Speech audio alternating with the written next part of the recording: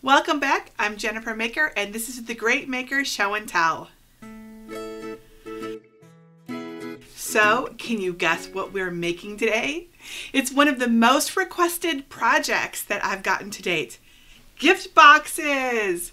And when I started thinking about it, I realized I've actually made a lot of gift boxes over the past 2 years. Everything from my heart box and my puppy boxes to holiday themed things like this orb shaped ornament box and my top hat box, and even my Christmas crackers would make a great gift box. It'd be fun to pull them apart, right?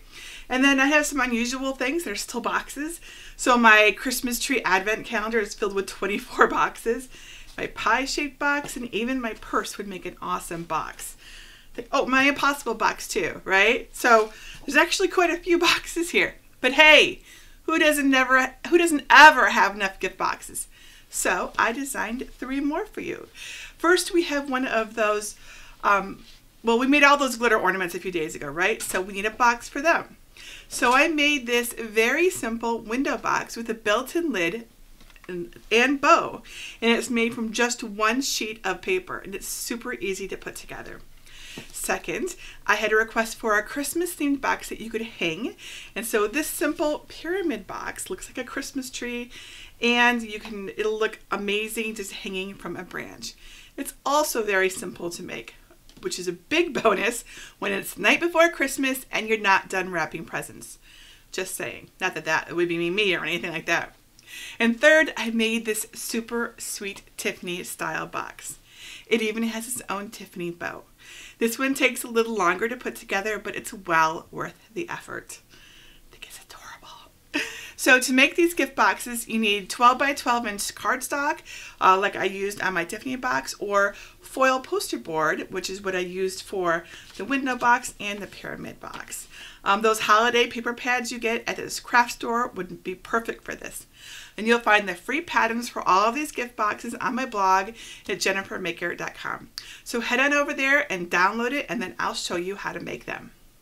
All right, start by getting my design at jennifermaker.com. It's in my free resource library, and you're just going to want to download that and extract the zip file that you get and open it up and look for the SVG.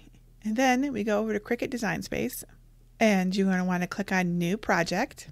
And then we're going to upload that design. So click Upload, then Upload Image, then click Browse. Look for the box that you want. Now there's a lot of different variations. There's large and small in the different styles. Some have scores, some have perforation. So we're going to start with the small pyramid box. So click Save, and then it'll show up in your recently uploaded images, and insert that. And to prepare this file, you need to change this layer to score and then attach both of those layers together, just like that. Now you can click Make It, and it's just 1 piece of paper. We're going to use foil craft board. So select your Cricut, click Browse All Materials, and type in craft, not foil because it doesn't come up that way. You want craft board. And I always change my pressure to more. Now when you score foil paper or foil board, it's important to put it face down on your mat. And this is really true of anything that you're planning to score, but it's particularly true of foil paper and board, because if you don't score it face down, it won't want to fold properly, and it'll crack and peel at the edges and just not behave. So now I'll show you what that looks like later. So face down is always best when you're scoring. Okay, now let's go do the window ornament box. So look for that SVG file.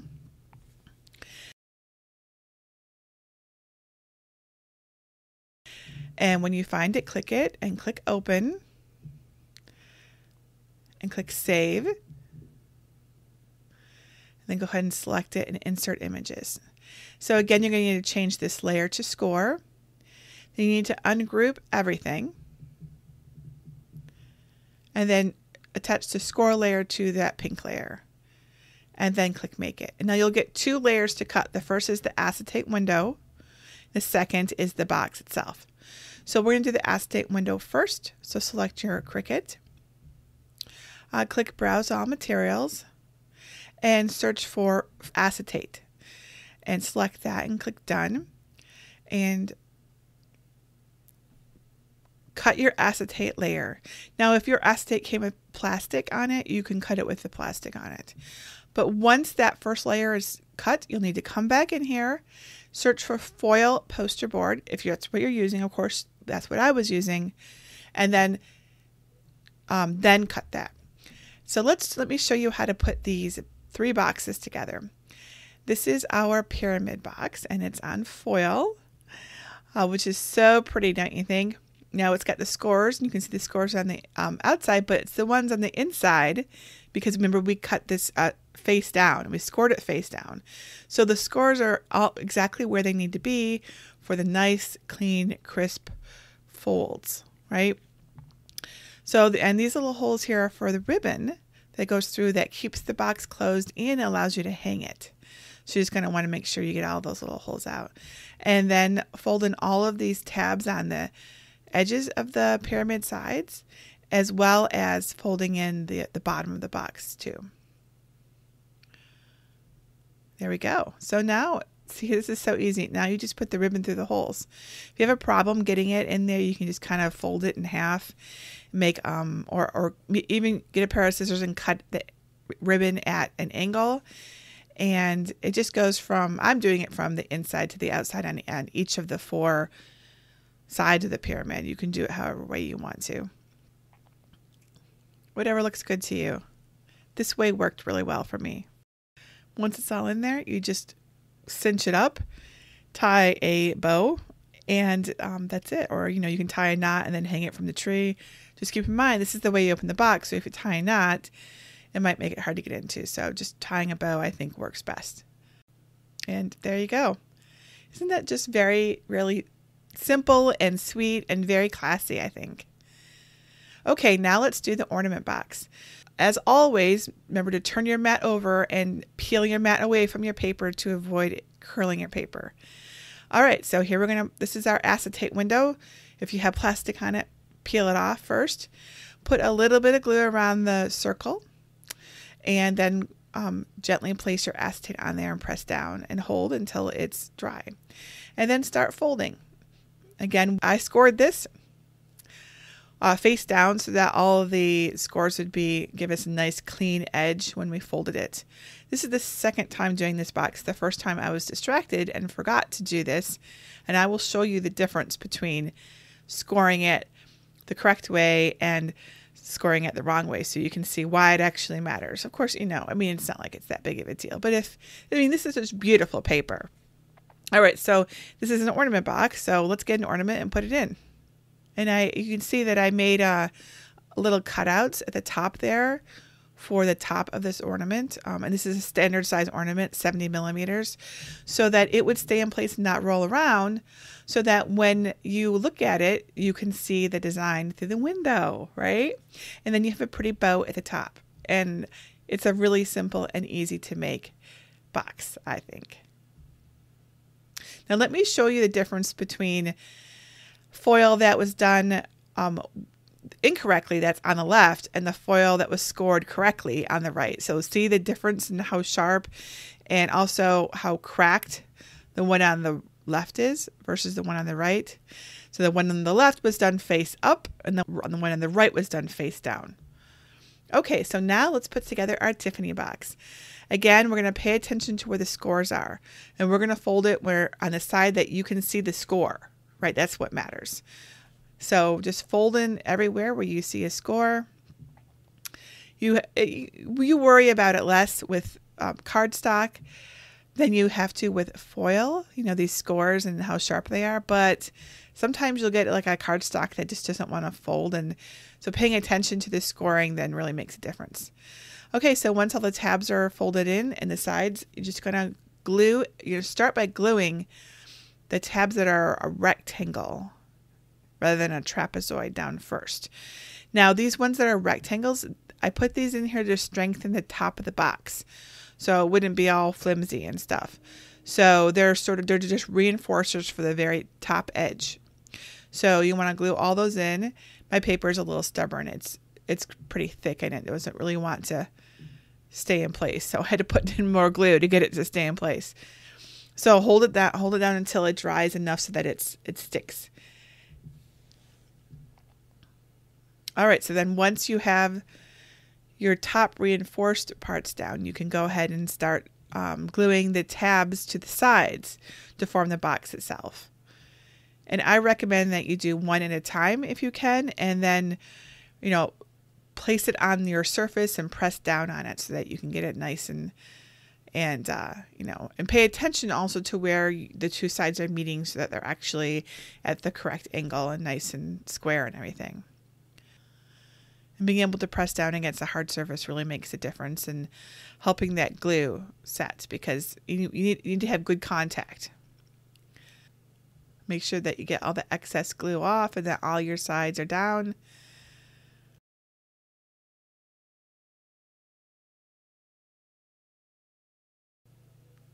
All right, there we have our box. So now it's time to do our lid. Same thing, we pay attention to the scores and we fold on the side where you can see the score lines the best. And then you just glue these little tabs here to the sides of the lid to form the lid itself. So a lid is all a lid is a shallow box. And I did make the lid a little bit bigger than the box so that you could put it on and take it off without it being a struggle. But not so loose that it will fall off. That's the idea.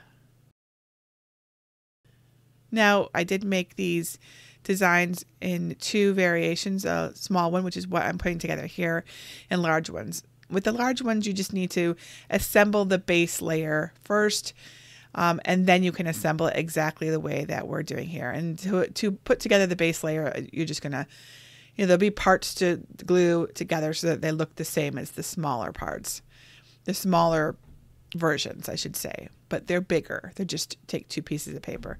So there is our little box. So now we need to put our ribbons on. I have scored all the ribbons so that you can place them on really easily. So just pre-fold them and then wrap them around your box and glue them in place. That's really all there is to that. You just want to make sure that you get them centered on the sides of your box so that when you put your lid on, it all lines up. And there we go. There's the bottom. You do the same thing for the top. And then you just wrap it around the lid. Again, making sure that you get it centered so that when you put it on your box, it actually lines up. That looks good. Okay, so now let's do the bow. That's the little tail ends of the bow. And the bow itself gets done like this. You put a little glue in the middle, and then you don't fold it, you just place the ends there so that they curve around and then they stick, right? Like a real bow. So don't fold it, just glue it. And then that little bit there, that's like the center knot of it. And actually I decided that I was going to glue the tail to the bow before I finished, before I then wrapped the little knot part around and glued it down. And then you just put it on your box. Just glue it down. And what's great about these paper bows is that they always look beautiful. You don't have to worry about getting them perfect because they just come that way. Isn't that just really super cute? I think this is my favorite. I definitely think the Tiffany box is my favorite. One of the things that I love about making my own boxes is that I can resize them to perfectly fit the gift that I want to give. And all of my patterns and files include two variations. One that lets you cut a small box like these from a single sheet of paper, and another design that lets you use larger sheets of paper to make a larger box. So that way you can make almost any size that you need. Now, if you make one of these boxes, or really any of the boxes that I've designed, please share your photos in our Facebook group or use #MakerShowAndTell. Tomorrow, I am going to show you how to make a floating ornament. This is a big request as well.